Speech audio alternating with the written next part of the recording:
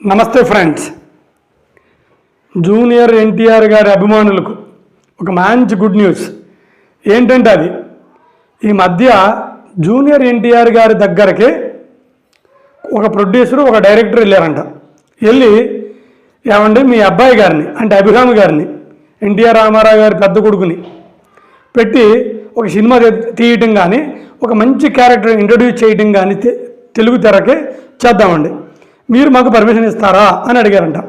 దానికి జూనియర్ ఎన్టీఆర్ గారు కొద్దిసేపు కంగు తిని షాక్ గురైపోయి ఏమంటే అడిగి 12 సంవత్సరాలు ఇప్పుడు ఆయన హీరోగానో క్యారెక్టర్ ఆర్టిస్ట్గానో ఎందుకు చేయాలి అని అడిగారంట.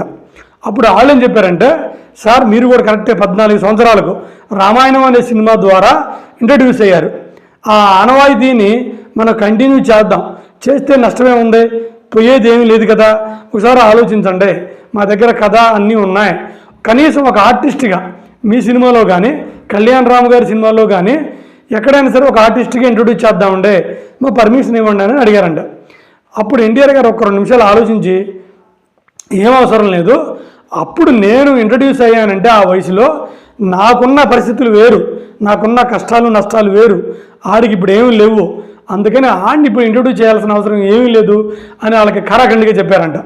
అప్పుడు వాళ్ళు లేదండి బాబు గారు ఆలోచించండి, మనకున్న సెంటిమెంట్ని తక్కువ అంచనా వేయద్దని చెప్పి వాళ్ళు వెళ్ళిపోయారంట.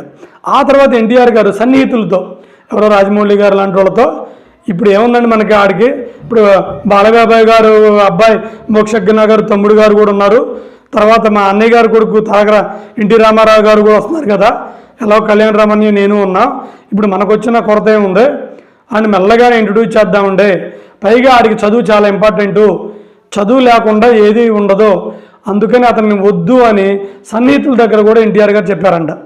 అయితే నా అభిప్రాయం చెబుతాను, ఎన్టీఆర్ గారు చెప్పింది కరెక్ట్.